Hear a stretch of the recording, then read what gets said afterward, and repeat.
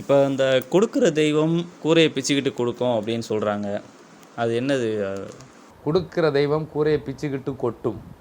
அதாவது நல்ல நேரம் வந்தால் நமக்கு காசு பணங்கிறது தானாக தேடி வந்துடும். கெட்ட நேரங்கிறது வரக்கூடிய துன்பத்தை யாருமே தடுக்க முடியாது. ஜாதகத்தில் இருக்கிற விதியை யாருமே மாற்ற முடியாது.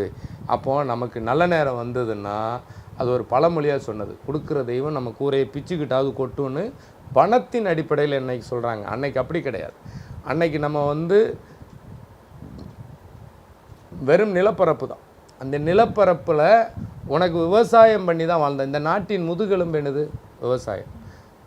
உணவு இல்லைன்னா ஒரு உயிரும் வாழாது. எல்லா உயிர்களுக்கும் சோறு. இப்போ நீ உழைக்கிறது எது? 3 நேரம் சோத்துக்காக. காசு சேர்க்குறது எதுக்கு? 3 நேரம் சோத்துக்காக. அடுத்த தலைமுறைக்கு சேர்க்கணுன்னாலும் அது இந்த 3 நேரம் சோறு தான். நீ எங்கே வந்து நின்னாலும் எங்கே வந்துடும்? 3 நேரம் அந்த சாப்பாடு இல்லையா?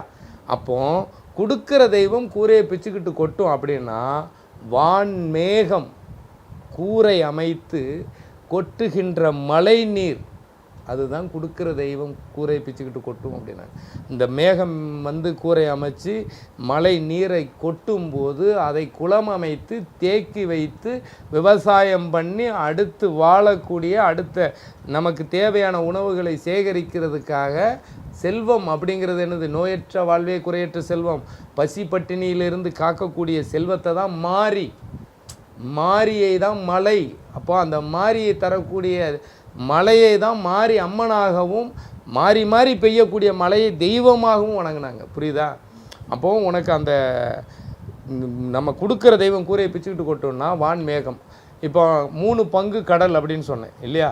இந்த 3 பங்கு கடலில் இந்த உலகத்துக்கே அது சொந்தம். இந்த உலகத்தில் 3 பங்கு கடல்.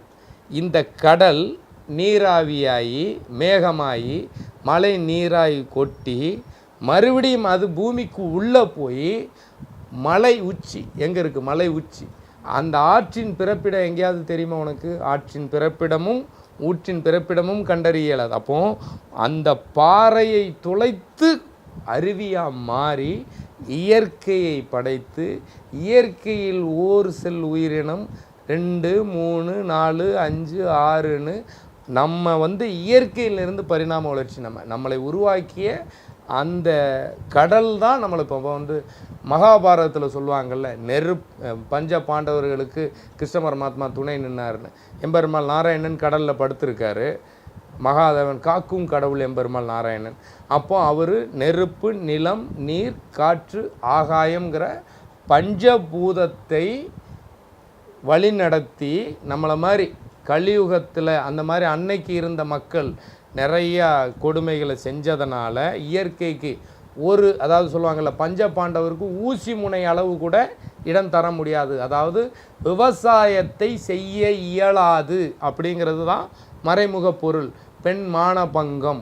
அந்த இதில் இன்றைக்கி பெண்களினுடைய வாழ்க்கை சீரழிவு, நிறைய மானபங்கம், வன்கொடுமை, பெண் கொடுமை, இந்த மாதிரி நிறைய விஷயங்கள் நடக்கும்போது தர்மத்தை காக்க இந்த பஞ்சபூதமும் கடலும் சேர்ந்து இயற்கையை பாதுகாக்க தவறினால் போர் புரிந்து அன்னைக்கு எப்படி போர் புரிஞ்சிச்சு அப்படின்னா வில்லும் அம்புங்கிற மாதிரி ஒரு கதையை சித்தரித்தாங்க. இன்றைக்கி இந்த கலியுகத்துக்கு தகுந்த மாதிரி பாம்பு, நிலச்சரிவு, நோய் நொடின்னு கொடுத்து இயற்கையை மறந்ததால் இயற்கை மறுபடியும் நம்மளை அழிக்கும். அதாவது படைத்தவர்களை மறந்தது. பெத்த தாய் தாப்பை மறந்த குழந்தை அனாதை. இயற்கையை மறந்த நாமளும் அனாதை.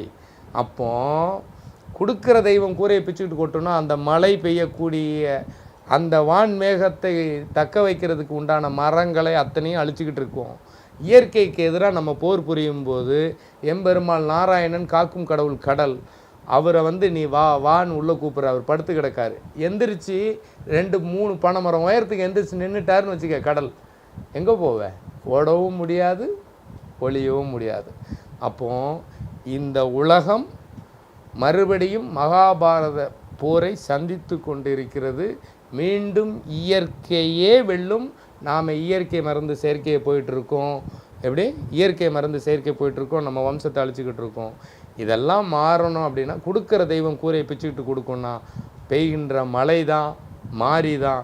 அந்த மாறிங்கிற மழை தான் கொடுக்குற தெய்வம் கூரையை பிச்சுக்கிட்டு கொட்டும்.